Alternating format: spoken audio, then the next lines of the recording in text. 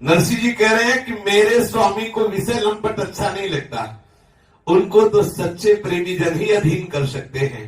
इसलिए अपनी पत्नी से कह रहे हैं कि आप चिंता मत करो, हम ठाकुर जी से विषय की मांग नहीं कर सकते कि बेटी को विदा करना है, हमें दहेज चाहिए, ऐसा मैं ठाकुर से नहीं कह सकता। उनको उनकी गरज हो, जैसा चाहे वैसा कर ले। मणिकबाई ने उत्तर दिया कि आपको चिंता नहीं है, लेकिन आप थोड़ा तो विचार कीजिए, पुत्री को भेजना है, आज तक गई नहीं, पहली बार जाएगी, एक नया वस्त्र भी नहीं है देने को। तुम कह रहे हो श्री कृष्ण करेंगे, श्री कृष्ण करेंगे, कल सुबह भेजना, अभी शाम हो रही, क्या श्री कृष्ण करेंगे? कहां से श्री कृष्ण करेंगे? हम तो देख रहे हैं ना कैसे व्यवस्था हो जाएगी। जिसका ठिकाना नहीं वो करेगा। गुस्सा में बोल रहे, ठिकाना का मतलब अब दिखाई दे कि वो आ रहा है तो हम विश्वास माने, उसका ठिकाना तो है नहीं, वो आके कर देगा। अरे ऐसे काहे को विश्वास में आप फंस रहे हो? देखो, इतना चमत्कार देखने के बाद, इतने बड़े भक्त की अर्धांगिनी होने के बाद भी अविश्वास पिंड नहीं छोड़ रहा। आप देख लो, अगर आप अच्छा, ये पूर्ण श्रद्धा क्यों नहीं हो पा रही? क्योंकि कोई नरसिंह जी को गुरु थोड़ी मान रहे, नरसिंह जी को कोई महात्मा थोड़ी मान रहे, अपना पति मान रहे हैं। जब तक श्री कृष्ण के चरणों में गुरु भाव अर्जुन ने प्रकट नहीं किया, तब तक गीता प्रारंभ नहीं की। कारण यही है, पूर्ण श्रद्धा और पूर्ण शिष्यत्व। मैं आपका शिष्य हूं, मैं आपकी शरण में हूं, हे गुरुदेव आप कृपा करो। तब जब प्रबल श्रद्धा होती है तो वस्तु का प्रकाश उसके हृदय में होता नहीं। देखो, इतने बड़े महाभागवत, इतना बड़ा चमत्कार अभी देखा, फिर भी विश्वास नहीं। बोले क्या रखा है तुम्हारी इस बात पर कि वो आएगा, व्यवस्था कर देगा, रात्रि होने जा रही, सुबह बेटी को विदा करना है, क्या कहा है तुम्हारा श्री कृष्ण, जिसके ना नाम का ठिकाना ना ठाम का ठिकाना? नाराज होके मणिकबाई जी नरसिंह मेहता से ऐसा बोल रहे। चिंता के मारे व्याकुल मणिकबाई की आंखों से आंसू गिरने लगे। नरसिंह जी ने कहा, बाई ये मैं और मेरा, ये दो शब्द ही काटते रहते हैं जीव को, छोड़ो ना। ये पुत्री तुम्हारी न थी, न तुम्हारी है, न तुम्हारी रहेगी, जिसकी है वो चिंता करे। अरे तुम तो बैठो बगल में, कृष्ण कृष्ण कहो। हाँ, ये भक्त का हृदय देखो, भक्त के चरित्र से हमें बल मिलता है। नरसिंह मेहता जी बिल्कुल बेपरवाह है, कह रहे मेरी पुत्री ही नहीं है, वो तो ठाकुर की है, उनको विदाई कर ली होगी तो सब व्यवस्था कर ले, बैठो पास में, कृष्ण कृष्ण नाम कीर्तन दोनों मिलके करते हैं। अब उनके हृदय में तो बड़ा दुख है मणिकबाई के। संत बैरागी योगी यति सती राजा रंक सब जो मेरे स्वामी के अधीन है, मैं उनका दास हूं, फिर चिंता क्या करनी? नरसिंह मेहता जी ऐसा कह रहे। अरे काहे को बावरी बन रही, 84 के चक्कर में सब पिस रहे, तू तो कृष्ण शरण में आ गई, ममता का त्याग कर। फिर करताल उठाई। देखो, जब नरसिंह मेहता को लगता है कि ये बातचीत करके हमारा समय बर्बाद करेगी तो पद गायन शुरू कर देते हैं। करता अब जब तक पद नहीं पूरा होगा तब तक बीच में थोड़ी बोलेगी, इतनी वैष्णव तो है नहीं।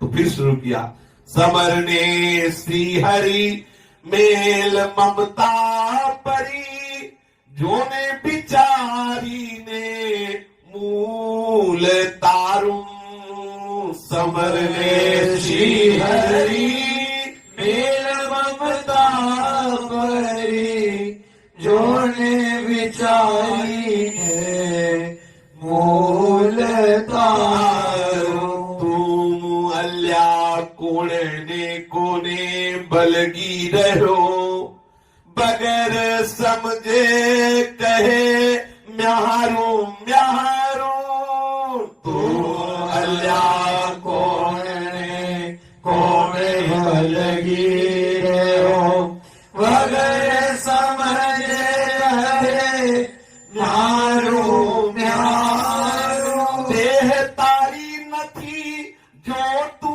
जुगते करी, राखता नव रहे निश्चय जाए, देहदारी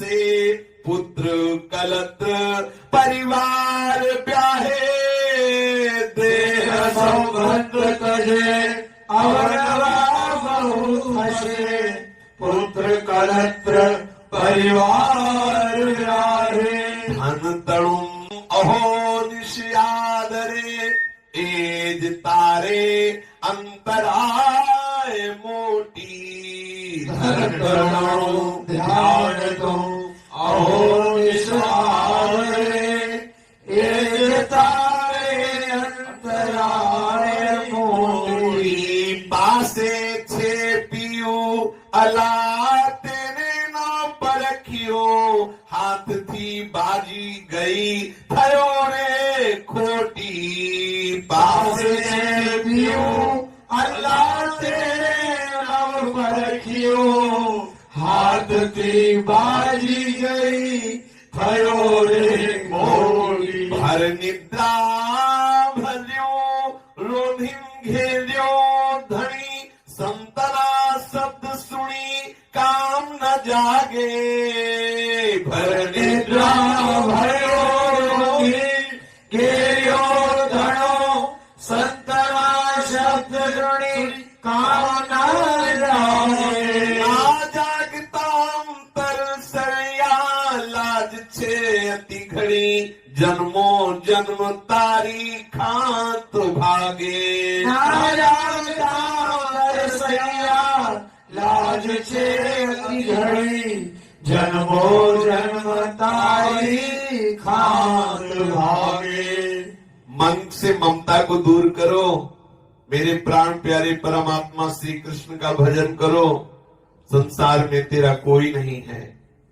कौन सी वस्तु तेरी जब तेरा शरीर ही तेरे साथ नहीं जाएगा। विचार कर, तेरे साथ कौन है। अरे मूर्ख, तू श्री कृष्ण का है, विचार कर तेरा कौन है, तू कौन है, तू कहां से आया है, किससे तेरा संबंध है, क्या संबंध है। तू बिना समझे इनको अपना मानता चला जा रहा है और बक रहा है, बकता रहता है, ये मेरे, ये मेरे, ये मेरे, ये मैं, ये मेरा। समझ तू कौन है, किसका है, कहां से आया है, तेरा क्या संबंध है। जिस देह का तू अनेक युक्तियों से जतन कर रहा है वो स्थिर रहने वाला नहीं, निश्चित मरेगा तू, नष्ट होगा तेरा शरीर। तू अहरनिश धन का ध्यान करता है, ये तेरी भगवत प्राप्ति में बहुत बड़ी बाधा हो जाएगी। जो परमानंद रूपी धन श्री कृष्ण प्रेम है वो तुझे नहीं मिलेगा यदि तू धन का चिंतन करता रहेगा। समीप के पति अर्थात अत्यंत नजदीक श्री कृष्ण रूपी पति को भूल गया और मोह निद्रा में सो गया। नश्वर संबंधों को सत्य मानकर अहंकार के नशे में चूर हो गया। अतः तू जाग जा। नरसिंह मेहता जी कहते हैं तेरी बड़ी भारी आशा का अवसर आ गया है, अर्थात प्रभु के मिलन का अवसर आ गया है, अर्थात सुख सिंधु से डूबने का अवसर आ गया, क्योंकि तुझे मनुष्य शरीर मिला, सत्संग मिला, ये अवसर है, डूब जा। यदि ऐसे अवसर पे भगवत प्राप्ति न कर पाए सो परत दुख पावई, सिर धुनि धुनि पछताए, काल ही कर में ईश्वरे मिथ्या दोष लगाए। भक्तराज ये पद गान करके अपनी पत्नी को उपदेश कर रहे। थोड़ी देर के लिए मणिकबाई निश्चिंत हो गए, लेकिन फिर याद आया कि इनके पद से क्या होगा, हमें तो वस्त्र आभूषण धन संपत्ति फल मिठाई ये सब चाहिए, बेटी को विदा करना है। मेहता जी पुरोहित के साथ भोजन के लिए बैठे, जो कुछ रूखा सूखा था अर्पित किया। भोजन करते करते पुरोहित जी ने वार्तालाप शुरू किया। मेहता जी, श्री रंगधर मेहता ने मुझे कुंवरबाई को लाने के लिए भेजा है, मैं कुल पुरोहित हूं, कल यहां से विदा हूं, आप कृपा करके कल हमें ठीक से विदा कर दीजिए, अर्थात जो आपकी पद्धति उसके अनुसार, अर्थात दहेज के सहित। अब नरसिंह मेहता जी ने कहा महाराज इतनी जल्दी क्या बात है, अभी तो एक वस्त्र भी तैयार नहीं हुआ, 2-4 दिन रुकिए फिर आप चले जाना। मणिकबाई ने कहा हाँ हाँ पुरोहित जी महाराज इतनी जल्दी क्या है, 2-4 दिन तो आप आए हो, ठहरो ना। वो सोच रहे 2-4 दिन में कुछ न कुछ तो व्यवस्था हो जाएगी। आपको जो जो वस्तुएं तैयार करनी आज ही तैयार कर लीजिए, मैं तो कल चला जाऊंगा, क्योंकि इतना ही मैं समय लेकर आया हूं। पुरोहित जी ने ऐसा कहा। नरसिंह जी ने कहा महाराज कुछ तैयार कर ले, ये सब तैयार है। अब नरसिंह जी की बात दूसरी है, लेकिन उनकी पत्नी की बात, नरसिंह जी ने कहा कुछ तैयार कर ले नहीं, क्योंकि है ही नहीं तो तैयार क्या कर ले, सब पहले से तैयार हो, बेटी ले जाओ, अगर ठाकुर की यही इच्छा है तो ले जाओ। देखो जो भगवत प्रेमी महात्मा जन होते हैं उनकी इज्जत होती है भगवान। बोले हमारी इज्जत चली जाएगी, तुमने मानी है इज्जत चली जाने वाली। उसने अचल अविनाशी अच्युत महिमा से युक्त जो प्रभु है उनको अपनी इज्जत माना है। वैष्णवों की इज्जत कौन? ठाकुर जी। हमारी इज्जत कभी जाने वाली है ही नहीं है, हमने जाने वाली को इज्जत माना ही नहीं। लोक लाज कुल मर्यादा सब वेद मर्यादा सब ठाकुर के चरणों पर न्यौछावर करके फेंक दी। हमारी इज्जत ठाकुर जी, हमारी गति ठाकुर जी, हमारी मति ठाकुर जी। आहा, बड़े महान भाग्यशाली जन हैं जिनके हृदय में ऐसी ठसक है। नरसिंह मेहता जी कहते कुछ तैयारी कर ली ही नहीं। पुरोहित जी को लगा कि इनकी पत्नी को पता नहीं, नरसिंह मेहता जी ने पहले से सारी तैयारी कर ली। तो पुरोहित जी प्रसन्न हुए, तो अच्छा है फिर विदा कर दो जब सब तैयारी है। पुरोहित जी के प्रसन्न मुख को देख करके उनकी पत्नी ने कहा कुछ तो कुल मर्यादा की लाज रखो। पुरोहित जी समझ रहे हैं आपने सारी तैयारी कर ली है कुछ नहीं, और आप मुस्कुरा रहे हो। आपको थोड़ा तो समझना चाहिए। नरसिंह मेहता जी की हंसी रुकी नहीं, खूब जोर से हंसे और कहा कि तुम समझो पहले हमारे प्रभु हैं क्या। अरे पलक झपकते नवीन सृष्टि रच देते हैं, और तुम्हारी बुद्धि के लिए दहेज उनके लिए कौन सी बड़ी बात, उनको देना होगा, गरज होगा तो कर जाएंगे, तू चिंता क्यों करती। देखो ये विश्वास, ये दृढ़ता, ये बेपरवाही, ये निश्चिंतता, यही शरणागति का लक्षण है। अगर ये है तो आप शरणागत हैं। आश्चर्य के साथ मेहता जी की पत्नी ने कहा, नरसिंह मेहता जी की मेहता जी आप कहना क्या चाहते हैं, करना क्या चाहते हैं, मेरी तो कुछ समझ में नहीं आ रही। वस्तु है नहीं, आप कह रहे प्रभु सब कर देंगे, कब कर देंगे। पुरोहित जी लिवा जाने के लिए बैठे हैं। पुरोहित जी महाराज जो लिवाने के लिए आए हैं, नरसिंह मेहता जी की पत्नी ने कहा महाराज इनकी बातों में मत आइए, आप 2-4 दिन तो रुकी जाइए, आप हमारी प्रार्थना मान लें, मैं एक बार अपने मन की व्यवस्था अपनी बेटी के लिए कर लूं, फिर घबराइए नहीं। नरसिंह मेहता जी ने कहा जिनकी मंद मुस्कान से माया का प्रादुर्भाव होता है, अघटन घटना पटीसी उस माया के द्वारा कुछ भी होना संभव नहीं है। पत्नी और पुरोहित से कहा आप निश्चिंत रहिए, समय पर सब कुछ ठीक हो जाता है। ठाकुर जी के भरोसे भक्त का सबसे बड़ा बल भरोसा होता है, वो कभी छोड़ नहीं सकता, अंतिम प्राण तक, प्राण निकलने को तो भी नहीं छोड़ेगा, यही है भक्ति।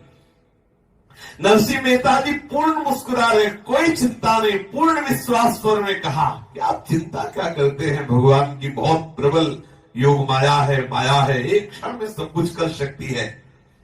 भक्तराज की ऐसी विचित्र बात भला पुरोहित जी को कैसे समझ में आती, पर वो कर भी क्या सकते थे। आखिर नरसिंह जी उनके प्रिय जजमान श्री रंगधर मेहता के संबंधी थे, कड़ा बोल नहीं सकते थे। पुरोहित जी चुप रहे। 2-3 दिन जैसे तैसे व्यतीत हुआ, उनको कोई पूरी हलवा खीर तो खाने को मिला, लेकिन नरसिंह जी के यहाँ कुछ रह नहीं गया था। पर वो किसी भी तरह की हमारा जजमान जिसके यहां से आए हैं वो नाराज ना हो, इसलिए 2-3 दिन यहां समय काटा। पर वो देख रहे हैं कि नरसिंह जी की करताल में कोई अंतर नहीं पड़ रहा। ठाकुर जी के सामने नाचना और कीर्तन करना, और व्यवस्था कुछ है नहीं। 3 दिन हुए, नजदीक जाके कहा नरसिंह जी से कि मेहता जी आपके घर में रहते हुए हमें 3-4 दिन हो गए, आप हमें घर से बाहर निकलते तो दिखाई देते नहीं, तो व्यवस्था कब करेंगे आप। ठाकुर जी के सामने आपकी करताल बजती रहती, कीर्तन होता रहता है। देखो मैं हाथ जोड़ के कहता हूं मैं अधिक दिन नहीं ठहर सकता और वापस हमें जाना पड़ेगा, आप दहेज का प्रबंध कर दीजिए, मैं कुंवर बाई को लेकर विदा हो जाऊं।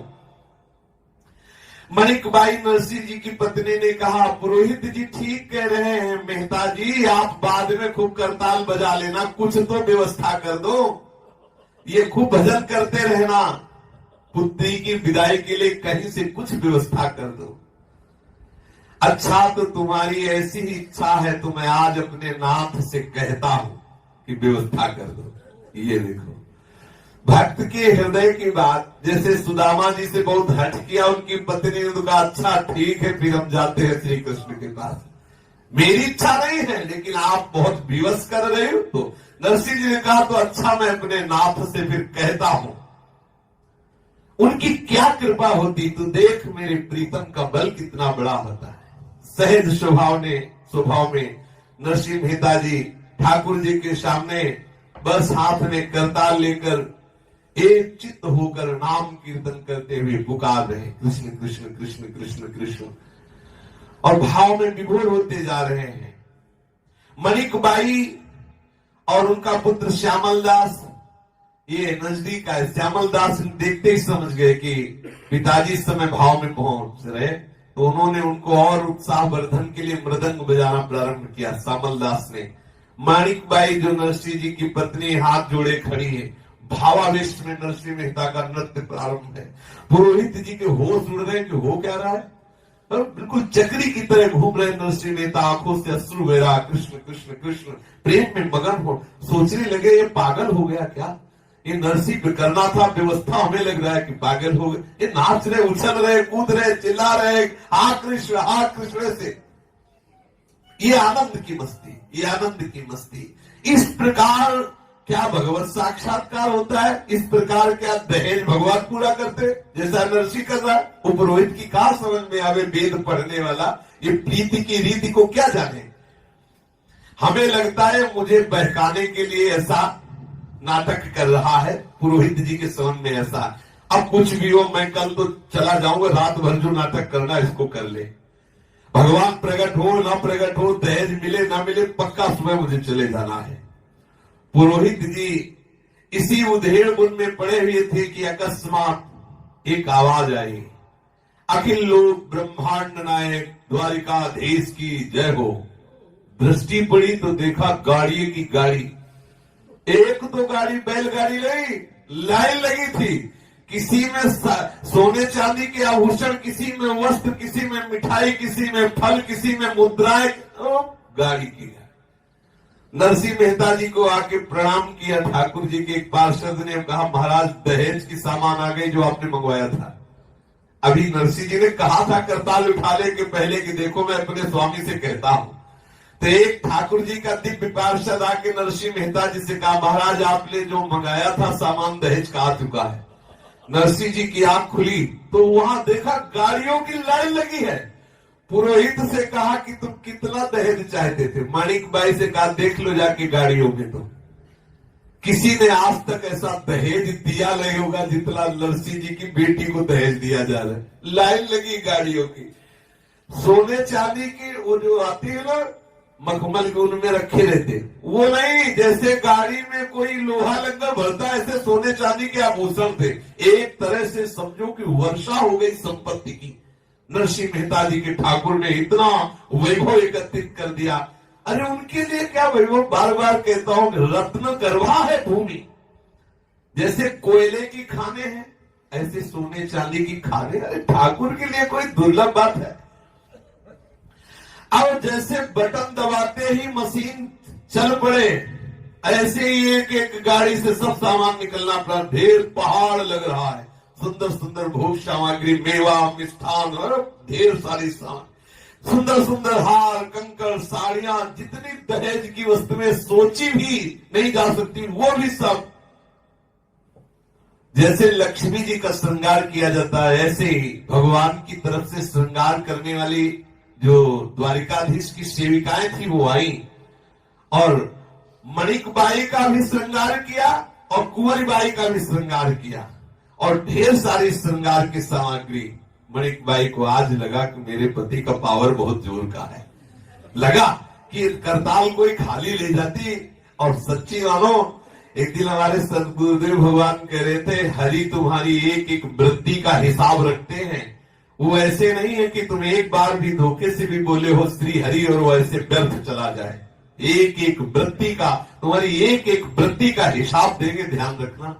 ऐसा मत समझ लेना कि तुम्हारा भजन तुम्हारा पाठ ये सब ऐसे ही जा रहा है। एक एक बात हमारे प्रभु देख रहे हैं और जिस दिन हिसाब होगा उस दिन नाच पड़ोगे। और ऐसे ही वैष्णव निंदा अपराध कर रहे तो एक एक वृत्ति का हिसाब होगा। और जिस दिन हिसाब होगा उस दिन तुम्हारे पुरखा पानी पा जाएंगे। इसलिए सावधान रहना, ये मत समझना कि कोई देख नहीं रहा। भक्तराज माणिकबाई उनकी पत्नी दोनों हाथ जोड़े खड़े हैं। श्यामल दास और वो पुरोहित जी के तो होश उड़े हुए हैं। इतनी दहेज की सामग्री, श्री नरसिंह मेहता जी सुकुटुंब निश्चिंत हो रहे, प्रसन्न हो रहे। कुंवरबाई जी का वस्त्राभूषणों से श्रृंगार करके ढेर सारी दहेज की वस्तुओं के साथ श्री ठाकुर जी ने विदा किया। पुरोहित जी प्रसन्नता पूर्वक सब सामग्री लेकर के गए। देखो ठाकुर जी के प्रताप से श्री नरसिंह मेहता जी का बड़े जोर का ये दहेज का कार्य पूरा हुआ। शेष चर्चा आगे। श्री राधा वल्लभ लाल की जय।